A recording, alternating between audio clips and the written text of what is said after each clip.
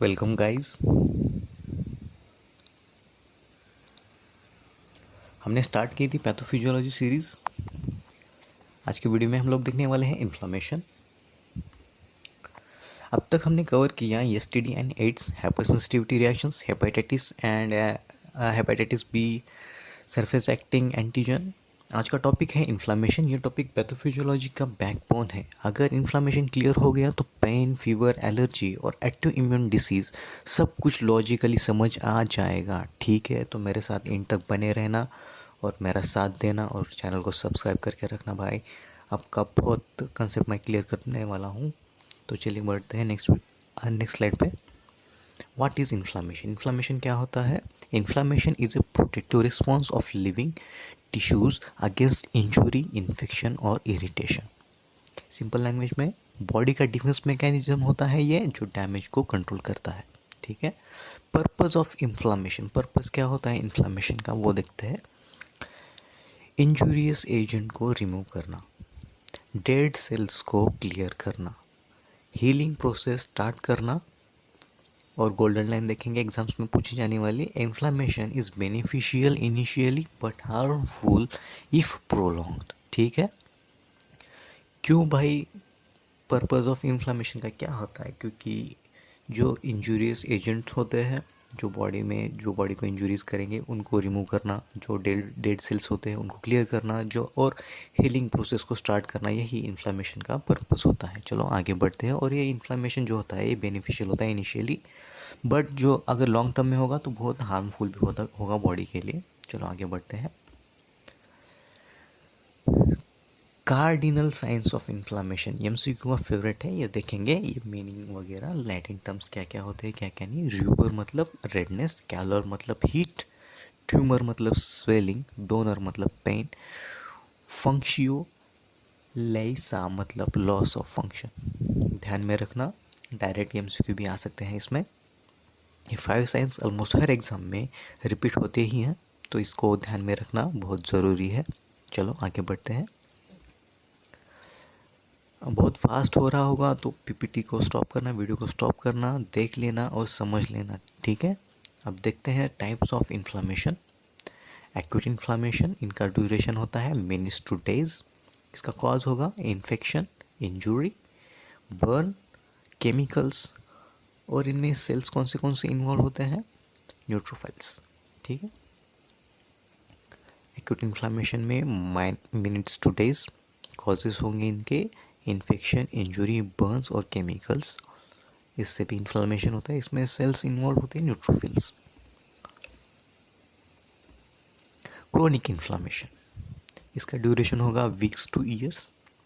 इसमें सेल्स कौन से इन्वॉल्व होते हैं? Microphages, lymphocytes. इसका आउटकम क्या देगा? ये टिश्यू डिस्ट्रक्शन करेगा, फाइब्रोसिस कॉज करेगा। और एक लाइन ये ध्यान में रखना, क्रोनिक इन्फ्लामेशन यानी कैंसर और ऑटो इम्यून डिसीज़ का बेस है। ठीक है। क्रोनिक इन्फ्लामेशन मतलब कैंसर और ऑटो इम्यून डिसीज़ का बेस है। Pathophysiology of inflammation step by step समझेंगे ये कैसे कॉज होता है। स्टेप 1 में टिश्यू इंजरी होगी, बैक्टीरिया, ट्रॉमा, टॉक्सिन्स। इससे स्टेप 2 में release of chemical mediators. Step 1 में टिश्यू इंजरी होगी तो उसको प्रोटेक्ट करने के लिए केमिकल मेडिएट्स रिलीज होंगे, जैसे हिस्टामाइंस हो गया, प्रोस्टाग्लैंडिन्स हो गया, ब्रैडिकिनिन। ठीक है। और स्टेप 3 में वस्कुलर चेंजेस क्या क्या होंगे? वासोडाइलेशन होगा, उसमें रेडनेस और heat increases the permeability, swelling होगी। स्टेप 4 में सेलुलर इवेंट्स, डब्ल्यूबीसी माइग्रेशंस होगा, फैगोसाइटोसिस। स्टेप 5 में रिजोल्यूशन और प्रोग्रेशन, उसमें हीलिंग और क्रोनिक इन्फ्लामेशन ये आते हैं। ठीक है। अब देखेंगे केमिकल मेडिएटर्स ऑफ इन्फ्लामेशन कौन से मेडिएटर्स होते हैं। पहला हो गया हिस्टामाइंस, वो क्या करता है? वासोडाइलेशन करता है। प्रोस्टाग्लैंडिन्स वो क्या करेंगे? पेन और फीवर। ल्यूकोट्राइन्स क्या करेंगे? ब्रोंकोकंस्ट्रिक्शंस करेंगे। ब्रैडिकाइनिन क्या करेंगे? पेन देंगे। और साइटोकाइंस ये इम्यून एक्टिवेशन करेंगे। ठीक है। ये केमिकल्स मेडिएटर्स है और ये इनके एक्शंस हो गए। पॉज करके देख लेना, समझ लेना। ठीक है। मेडिएटर्स यानी मेडिएटर्स यानी ड्रग्स को टारगेट करते हैं, ठीक है। ड्रग्स यूज्ड इन इन्फ्लामेशन, अब इन्फ्लामेशन में कौन से ड्रग्स यूज़ होंगे। फर्स्ट हो गया NSAIDs यानी non steroidal anti inflammatory drugs. इसके एग्जांपल्स हो गए एस्प्रिन, इबुप्रोफेन, डाइक्लोफेनेक, पैरासीटामोल। ये पैरासीटामोल जो है जो वीक है इन एंटी इन्फ्लेमेटरी रिएक्शन देने में। MOA क्या होगा इसका, COX इनहिबिशन करेगा जो रिड्यूस करेगा प्रोस्टाग्लैंडिन्स को। चलो आगे बढ़ते हैं, दूसरे देखेंगे ड्रग्स कॉर्टिकोस्टेरॉइड्स। इसमें एग्जांपल्स होंगे प्रेडनिसोलोन, डेक्सामेथाजोन, हाइड्रोकॉर्टिसोन, और इनकी एक्शन होंगी suppress immune response, reduces mediator release. क्या करेंगे कॉर्टिकोस्टेरॉइड्स, इनका एक्शन क्या होगा, इम्यून सिस्टम को सप्रेस करेंगे और मेडिएटर्स को रिड्यूस करेंगे। जो मेडिएटर जो होते हैं उनको रिलीज होने से थोड़ा सा कम करेंगे ये ड्रग्स, ठीक है। चलो आगे बढ़ते हैं। एंटीहिस्टामाइन्स, एंटीहिस्टामाइन्स में एग्जांपल्स आया गया सिट्रिजिन, लोराटाइडिन। इनका यूज़ होगा एलर्जी रिलेटेड इन्फ्लेमेशंस को थोड़ा कम करना। और फोर्थ वन है जो क्रोनिक केसेस में आता है, इम्यूनोसप्रेसेंट्स। क्रोनिक है, बहुत इन्फ्लामेशन कम ही नहीं हो रही, लॉन्ग टर्म है तो मिथोट्रेक्सेट यूज़ करेंगे एंड साइक्लोस्पोरिन, ठीक है। चलो आगे बढ़ते हैं। ड्रग इंड्यूस्ड इन्फ्लामेशन, कौन से ड्रग की वजह से भी ये इंड्यूस इन्फ्लामेशन कॉज होता है वो देखेंगे, NSAIDs। इससे क्या होगा, गैस्ट्रिटिस, गैस्ट्रिटिस में जो गैस स्टमक में इन्फ्लामेशन कॉज करेगा। कॉर्टिकोस्टेरॉइड्स क्या करेगा, इम्यूनोसप्रेशन करेगा। एंटीबायोटिक्स ये करेगा हाइपर सेंसिटिविटी इन्फ्लामेशंस देगा एंटीबायोटिक्स। और एक ये लाइन ध्यान में रखना, साइड इफ़ेक्ट्स भी एग्जाम का फेवरेट एरिया होता है, ठीक है। ये जो साइड इफ़ेक्ट्स वगैरह है जो NSAID से गैस्ट्रिटिस होगा, कॉर्टिकोस्टेरॉइड से इम्यूनोसप्रेशन होगा, एंटीबायोटिक्स से हाइपर सेंसिटिविटी इन्फ्लामेशंस होंगी, ये भी ध्यान में रखना, ठीक है। चलो आगे बढ़ते हैं। Quick example, exam revision table. मैं हर एक वीडियो में ये रिवीजन टेबल दूंगा, कंक्लूजन डालूंगा, कौन से वीडियोस मैंने डाले वो सारी इन्फॉर्मेशन मैं यहाँ पे दूंगा, यानी आप क्विक रिवीजन भी कर सकते हो।